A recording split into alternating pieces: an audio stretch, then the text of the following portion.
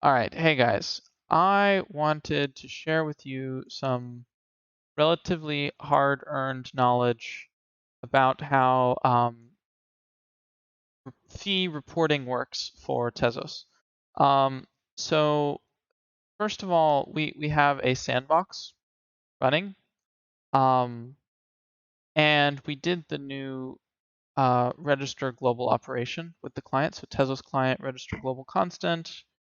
Um, so uh, yeah, let's go over what all of this means.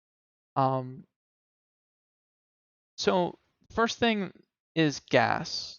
The Tezos client, so bakers can choose any operation that they want, but they're incentivized to choose the operations with the highest fee to gas ratio because they can only fit a certain amount of gas in a particular block.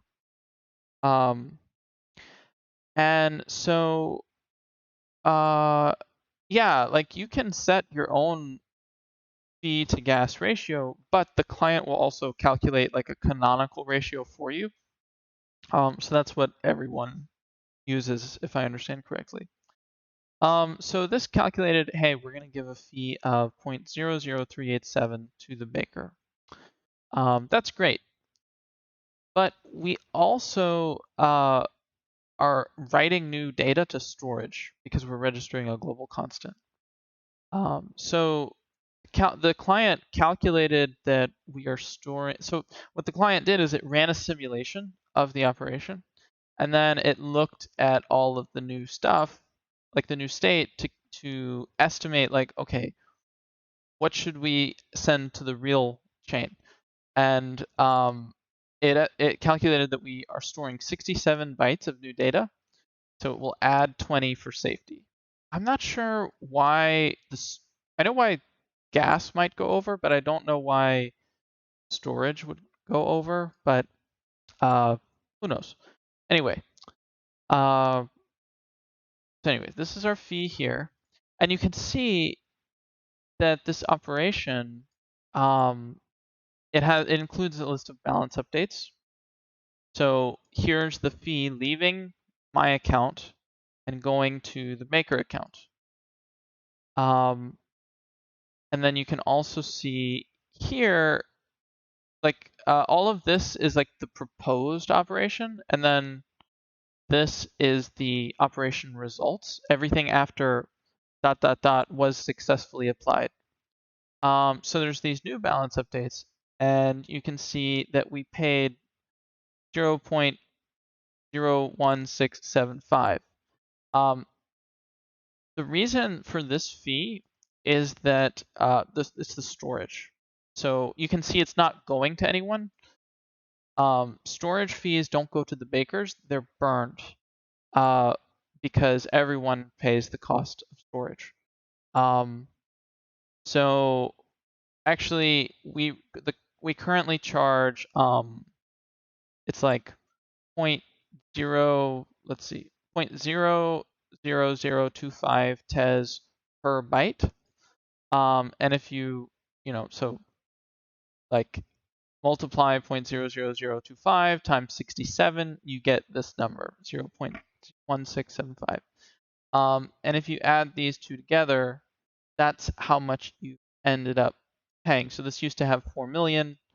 And we'll just pull out a calculator and prove to ourselves that this works correctly. Minus 0.3999. Oh, no. Let's do it. Let's do it this easy way. Okay. Minus 0.0.1 0.1675 minus what's the fee? That we've subtracted the storage. Now we're going to subtract the fee, which is 0.000387, and you can see it works. So this is the fully implemented thing along with the reporting. There's this text reporting But then there's also metadata attached to the actual block, and that's important too. You can get that with a particular command. The command is, let me find it. Here we go. So you can get it with curl, or you can get it with the Tezos client. What we're gonna do now, if you go to the blocks and then the head block, it will have the thing, like this is the block data. So if you go to metadata, you can see here are the first balance updates. Oh, no, I'm sorry. This is actually the, I think this is the bond for the baker, because this is 640 Tez, but don't quote me on that. And let's see, balance updates, operations, okay. So here's the fee, 387 mutez going from me to the baker. And here is the balance update operation result. Here's the 16750 just being burned. I'm not yet sure how this metadata is like traversed, because like I'm not sure. So I can tell you where this is generated. In apply. So after you apply the operation, you give this balance updates, then you calculate the receipt. So who's the payer, who's it going to, and how. And this, whatever you put in here, is what gets put in the metadata. And what goes in the metadata is what gets formatted into this receipt here.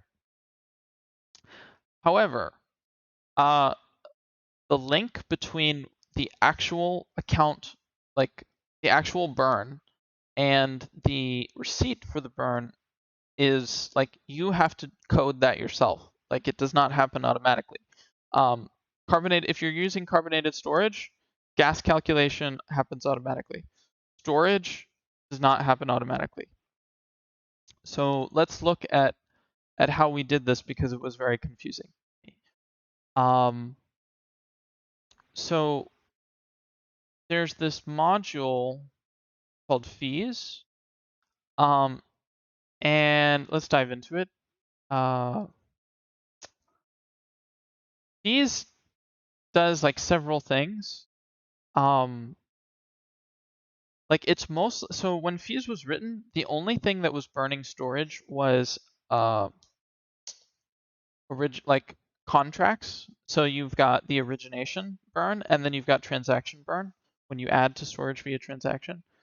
And that no longer holds now that we're doing constants. So I kind of had to hack this module a little bit to work. But yeah, it does the actual like, so anytime you do this, update storage space to pay, this is the actual like burn. This is actually like taking it out of my account.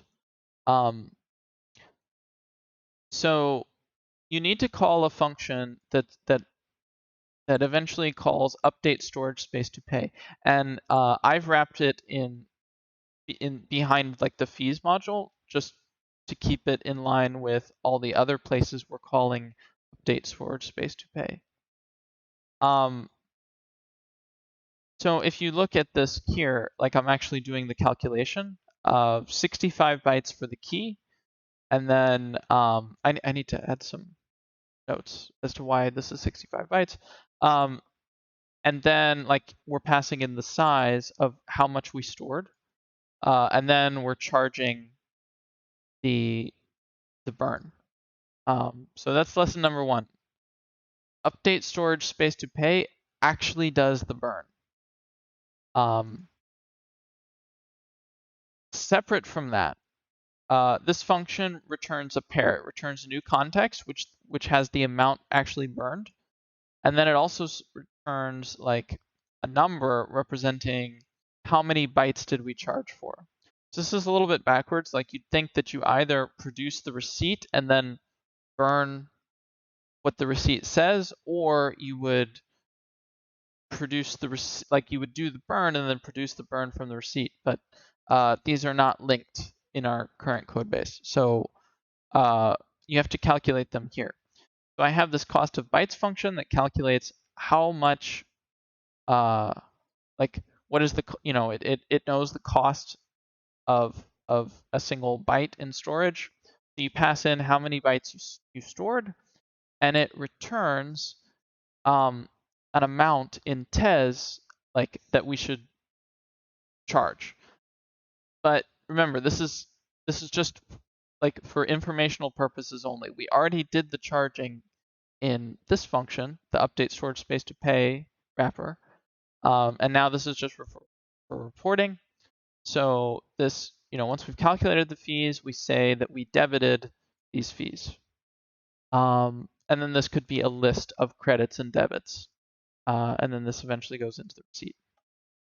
So anyway, I hope this is helpful. It was confusing to me. I hope that it's a little bit less confusing for you. All right. See you guys.